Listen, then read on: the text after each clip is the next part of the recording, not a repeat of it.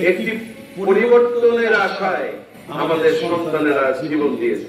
আমরা শুধুমাত্র একটি নির্বাচনের জন্য আন্দোলন করিনি, আমরা বাংলাদেশকে মেরামতের জন্য আন্দোলন করেছি। আবার কিছু কিছু দল উন্নয়নের কথা বলে, মিষ্টি মিষ্টি কথা বলে দুর্নীতিতে বাংলাদেশকে চ্যাম্পিয়ন বানিয়েছে। বাংলাদেশ বিনির্মাণে বাংলাদেশ থেকে একটি নতুন বাংলাদেশ হিসেবে সৃষ্টি,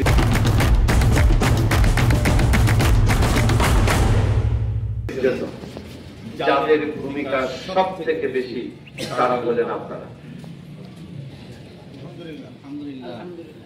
বাংলাদেশের মানুষ, সারা পৃথিবীর মানুষ তাকিয়ে আছে এখন বাংলাদেশের দিকে। কেন? কারণ একটি পরিবর্তনের আশায় গণ অভ্যুত্থান হয়েছে।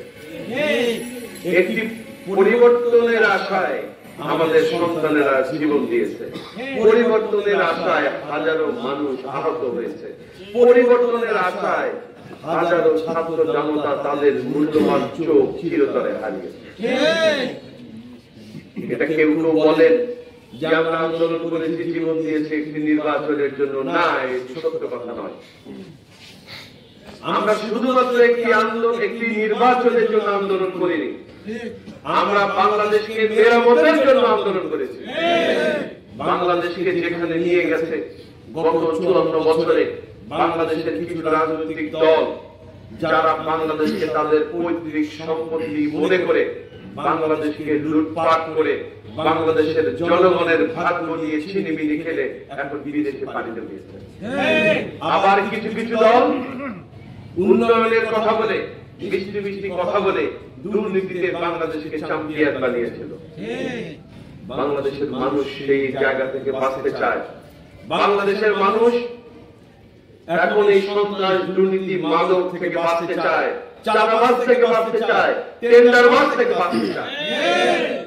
যে স্বপ্ন এবং যে লক্ষ্য উদ্দেশ্য নিয়ে 1971 সালে বাংলাদেশ স্বাধীন হয়েছিল, বাংলাদেশ সেই লক্ষ্য উদ্দেশ্যকে সামনে রেখে বাংলাদেশকে পরিবর্তন করতে চায়, বাংলাদেশকে একটি কল্যাণময় রাষ্ট্রে পরিণত করতে চায়। এই কল্যাণময় রাষ্ট্র যদি করতে হয়, তাহলে ওই যে শুরুতে বললাম, সব থেকে বড় ভূমিকা পালন করতে হবে যাদেরকে, তারা হলেন আপনারা। আপনারা খেয়াল করে দেখবেন, আপনারা যখন মসজিদের মেম্বারে বসেন, সহস্র মানুষ মসজিদে থাকে, তিন বছর নীরবতায় আপনাদের দিকে তাকিয়ে থেকে মানুষ আপনাদের কথাগুলি শোনে। মানুষ যখন আলোচনায় বসে, যখন যে রেফারেন্স দেয়, এই রেফারেন্সও কিন্তু বলে যে অমুক মসজিদের ইমাম সাহেব, অমুক আলেম সাহেব, অথবা অমুক মুহাদ্দিস সাহেব, অথবা অমুক মুফাসসির, তিনি এই কথাটা বলেছেন। কারণ তারা আপনাদের কথাকে বিশ্বাস করে।